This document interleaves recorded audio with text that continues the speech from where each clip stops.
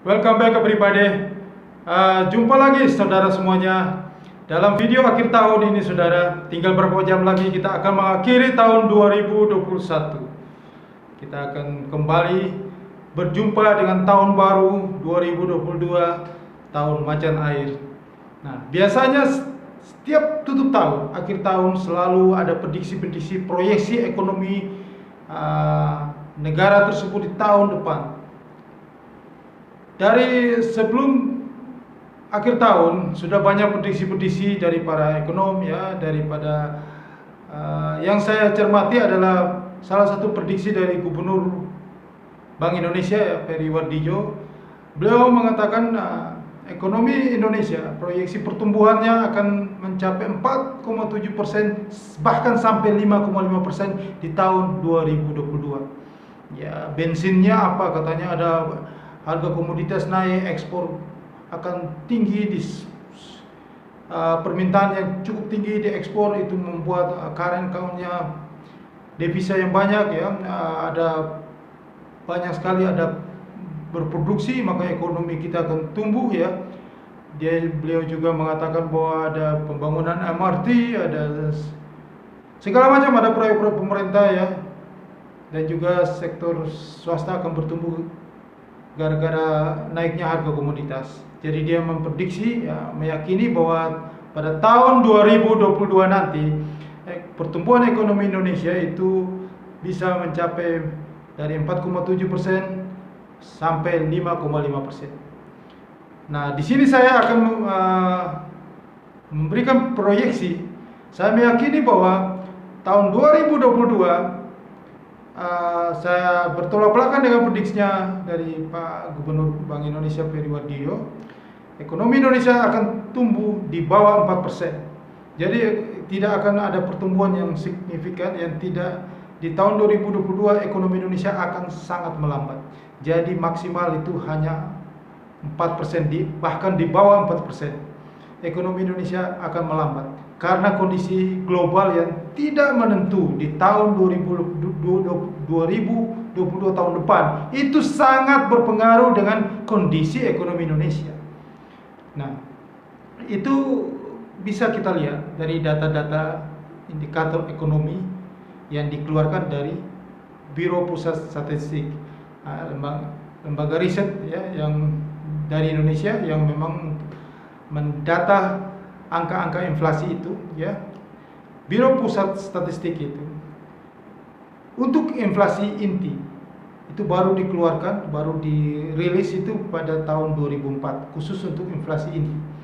Memang untuk inflasi inti inilah, inflasi inti itu menjadi salah satu hal yang paling penting ya, merupakan indikator yang paling penting dalam perekonomian suatu negara itu ya, karena melalui data-data inflasi inti ini itu dapat melihat pengukuran ya. Jadi pengukuran inflasi inti hubungan antara harga barang dan jasa dalam suatu negara itu ya, dan pendapatan umum konsumen itu dapat tergambar melalui inflasi inti ini. Jadi inflasi inti ini sangat penting dibanding inflasi ya, indeks harga inflasi harga konsumen yang biasa itu. Nah, inflasi inti ini tidak mencantumkan sektor makanan dan energi ya. Jadi inflasi seperti di Amerika juga, inflasi inti ini tidak mencantumkan atau tidak memasukkan perhitungan dari sektor makanan dan sektor energi. Ya, kenapa tidak memasukkan sektor makanan dan sektor energi? Karena sektor makanan dan sektor energi ini itu perubahan harganya itu sangat fluktuatif sekali. Naik turunnya itu sangat cepat ya. Jadi sangat tidak akan akurat dalam membuat satu perhitungan karena kenaikannya yang begitu cepat.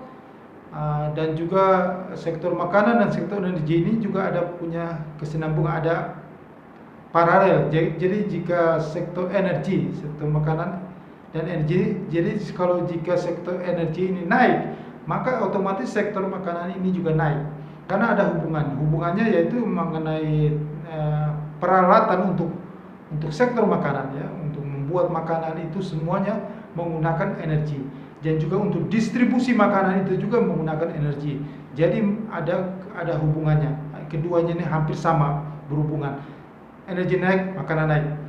Dan juga kenaikannya cukup cepat dan penurunannya. Walaupun ini sangat penting ya, tapi karena naik cepat, turunnya juga cepat. Jadi ini tidak sangat berpengaruh sama sekali dengan sektor moneter. Ya, karena naik cepat, turunnya cepat juga. Tidak berlangsung dalam waktu yang cukup lama. Jadi memang kalau dalam perhitungan inflasi inti ini tidak memasukkan sektor makanan dan sektor energi.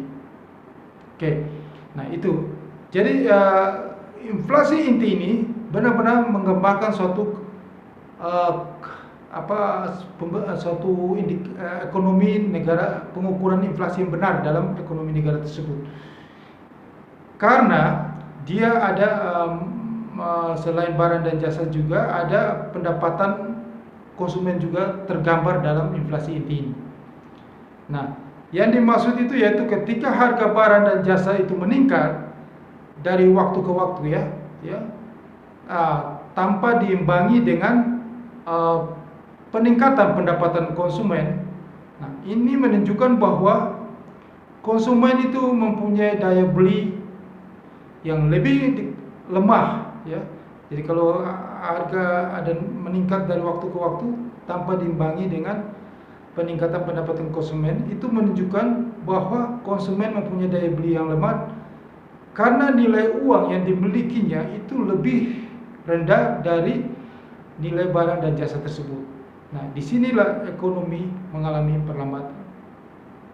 Nah, dari hal ini inflasi inti yang terjadi ini yang sudah dirilis, yang kemungkinan besar akan dirilis oleh Biro Pusat Statistik untuk tahun 2021 ini itu sekitar 1,51%, ya, lebih rendah dibandingkan pada tahun 2020, yaitu inflasi inti itu sebesar 2,6%. Jadi tahun ini, tahun 2021 itu sekitar 1,51%. Berarti di tahun 2021 ini terjadi juga perlambatan ekonomi, daya beli yang lemah di inflasi inti ini. Nah, tahun lalu itu sudah, tahun 2020 itu sudah terjadi pelemahan lagi dibanding tahun 2019 ya, karena terjadi ada pandemik ya, ada PPKM ya, kondisi yang membuat daya beli lemah. Nah, daya inflasi tahun 2021 sejak mulai bulan November Desember itu cukup tinggi karena kenaikan harga minyak goreng ya, cabai rawit ya, harga BBM ya, dan harga bawang dan harga komoditas yang lainnya. Tetapi tidak begitu dampak yang besar karena harga beli juga lemah di sini, lesunya harga beli di sini. Suplainya memadai ya, jadi belum ada gejolak yang tinggi, inflasi yang cukup tinggi di sini. Tetapi di tahun depan nanti inflasi itu akan terasa cukup tinggi sekali ya. Karena apa? Karena pada tahun 2022 itu pemerintah yang telah menaikkan pajak PPN. Jadi faktor-faktor yang membuat inflasi akan cukup tinggi di tahun 2022 yaitu pajak PPN dari 10% naik menjadi 11% di tahun 2022. Otomatis jika PPN naik maka itu mendongkrak harga barang juga tergambar dari PPN, maka harga barang juga akan naik di situ. Ya, PPN dari 10% menjadi 11%. Juga pemerintah mengatur barang-barang seperti pemerintah membuat cukai rokok naik 12% ya. Jadi harga rokok pada besok tanggal 1 Januari sudah naik ya, minimal 40.100 per bungkus ya. Dan juga Ahok sudah mengumumkan bahwa penghapusan premium dan Pertamax. Jadi pemerintah juga dalam penghapusan bensin Pertamax ini juga penghapusan bensin premium ini juga membuat inflasi. Jadi harga sesuai harga pasar. Jadi membuat inflasi yang tinggi nanti di tahun 2022. Nah, inilah inflasi tinggi tapi tidak diiringi dengan daya beli. Daya beli masih lesu ya. karena faktor-faktor dari pendapatan, ya, pendapatan yang masih berkurang, yang lebih rendah daripada harga-harga barang tersebut, ya. Itu kita sudah lihat kejadian seperti gini, daya beli yang lesu ini mulai sejak pandemik tahun 2020. Tahun 2020 itu daya belinya sudah berkurang, ya. Memasuki tahun 2001 juga tidak ada peningkatan, daya beli juga masih lesu, ya. Nah, sektor rumah tangga, konsumsi rumah tangga itu masih berkurang daya belinya. Nah, padahal untuk pembentukan suatu ekonomi suatu negara itu, kontribusi terbesar untuk ekonomi di negara Republik Indonesia ini itu 56% itu dari sektor dari konsumsi rumah tangga. Jika konsumsi rumah tangga ini berkurang, menurun, lesu, ya, maka mempunyai dampak yang cukup besar terhadap pertumbuhan ekonomi, ya. Jadi dampaknya terhadap industri. Industri itu akan mengalami penurunan omset, ya.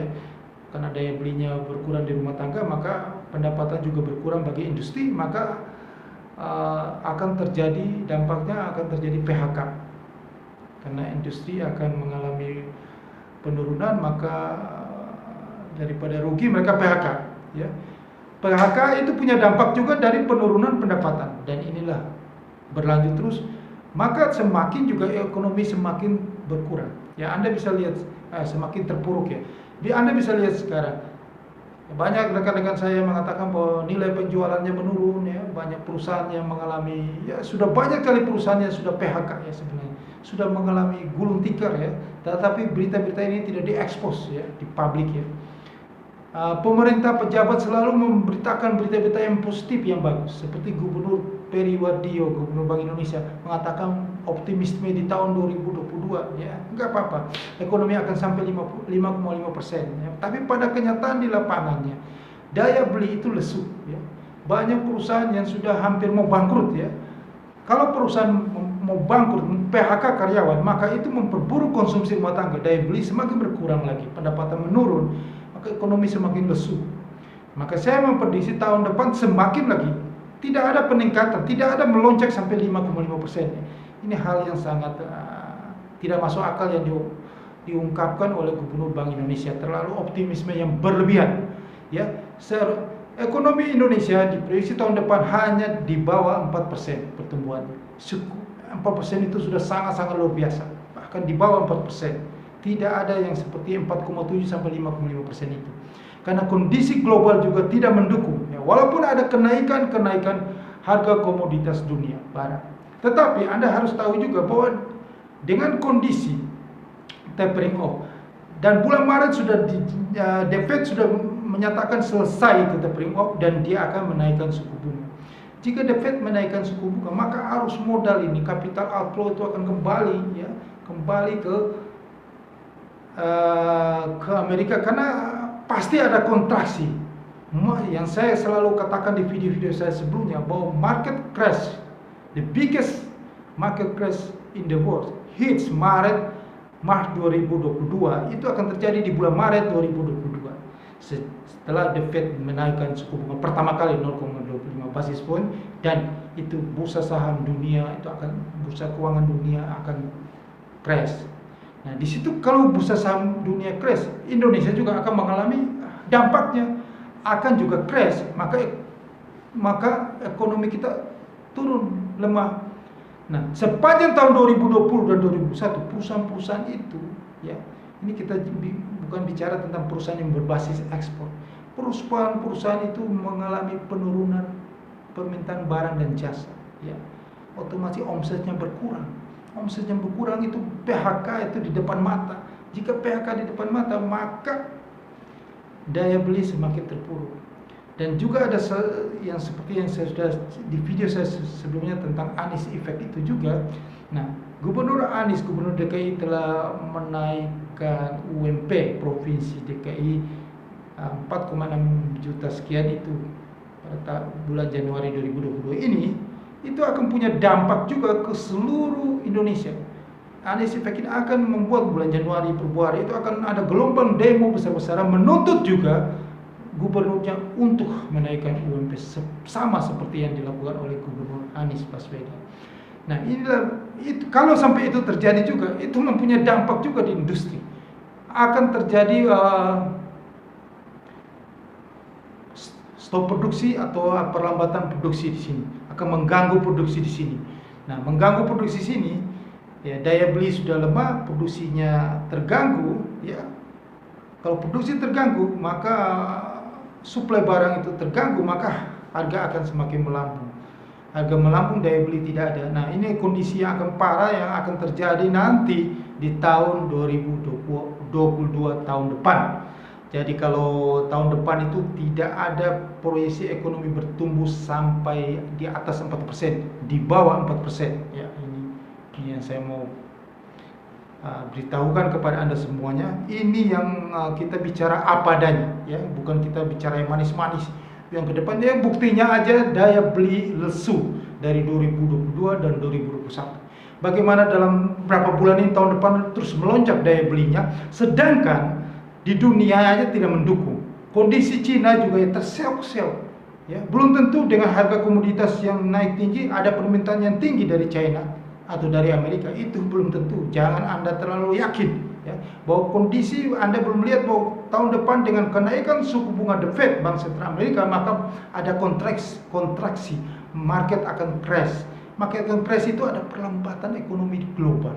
Perlambatan ekonomi global dampaknya juga akan terjadi dengan negara kita akan mengalami perlambatan ekspor. Kita hanya berharap ekspor. Dalam negeri mau jualan ke siapa? Dalam negeri ini daya belinya lesu. Ya, harus ada naikkan gaji, harus ada income yang tinggi supaya mendongkrak daya beli lagi. Nah, ini yang saya mau, karena ada saya mau memberikan satu konten yang isi berita yang berimbang, ya, supaya kalau ada yang Gubernur BI mengatakan prediksi proyeksi ekonomi tumbuh 5,5%, saya bilang di bawah 4%. Nah, data-datanya seperti yang saya beritakan ini, bahwa daya belinya lesu, kondisi indikator ekonomi global, ya, dan dalam negeri sendiri tidak mendukung ke arah sana, gitu loh. Jadi yang kita bicara yang masuk akal aja, jangan kita terlalu bicara yang euforia berlebihan, ya, yang tidak masuk akal, gitu loh. Yang logis aja, yang nyata, yang real di lapangan. Coba Anda cek di lapangan 10 perusahaan itu ada 9 yang sudah pengap-pengap, ya. Jadi Anda itu bicara itu yang fakta. Saya bicara tentang fakta karena banyak sekali di lapangan fakta itu sudah setengah mampus, ya. Ya, setengah mati, omsetnya menurun. Jangan, nggak usah kita bicara perusahaan-perusahaan besar, perusahaan-perusahaan kecil, ya. UMKM itu setengah mati. Bagaimana Anda bisa mengatakan bahwa tahun depan bisa ekonomi melezat? Emang di dunia juga melezat tahun depan? Belum tentu, ya. Kondisi di dunia Cina itu juga setengah mati dengan perlambatan juga, mereka mengalami stagflasi juga. Amerika yang inflasi yang cukup tinggi juga, ya. Semuanya itu tidak mendukung untuk ke arah ke sana yang Anda katakan 5,5% itu, di bawah 4%, ya. Anda belum lihat. Kalau market crash terjadi nanti Maret 2022, itu lama bangkitnya, bisa tahun 2023. Ya. Jadi tolong bicara itu yang fakta, yang real lapangan, jangan terlalu lebay, ya. Oke. Jadi kondisi proyeksi pertumbuhan ekonomi Indonesia tahun 2022 di bawah 4%. Karena data-data yang sudah saya berikan itu bahwa ada perlambatan ekonomi dari Biro Pusat Statistik BPS bahwa cuma 1,5% lebih rendah, ya. Inflasi intinya lebih rendah dibanding tahun lalu 2020 yang 2,6%. Kondisi sekarang ini aja sudah begitu rendah, apalagi tahun depan. Tahun depan dengan harga barang naik, ya, lebih tidak ada daya beli lagi. Gaji belum naik, ya. Nah, inilah faktor-faktor yang, jadi saya mau kasih tahu berita berimbang ini bahwa kondisi itu semakin tidak baik di tahun 2022. Bukan proyeksi ekonomi lebih bagus, lebih jelek. Ini tergambar dari data-data ekonomi dari Biro Pusat Statistik, data inflasi inti, ya. Ini patokannya. Oke. Inilah yang penggambaran ekonomi itu terukur dari indikator data inflasi inti ini. Oke.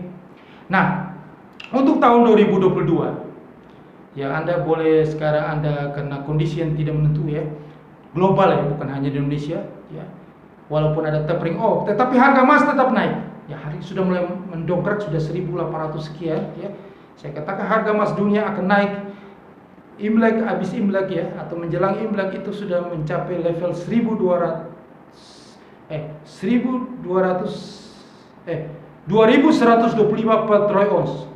Itu pada menjelang Imlek atau selesai Imlek, 2125 per troy ounce harga emas dunia. Sekarang sudah 1810 per troy ounce. Nah, jadi Anda harus cermati ini. Anda yang mau tradisional, investor tradisional, Anda bisa beli logam mulia antam ya. Anda simpan fisiknya ya. Jika Anda investor yang modern ya, Anda bisa trading derivatif emas. Oke.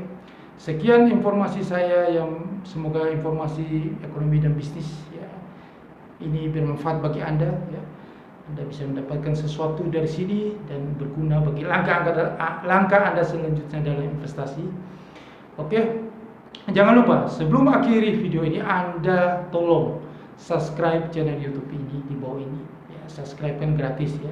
Supaya Anda bisa selalu mendapatkan informasi yang berharga dari video ini. Anda subscribe, Anda tekan belnya dan Anda tekan notifikasinya supaya Anda bisa dapatkan upload dari video-video berikutnya.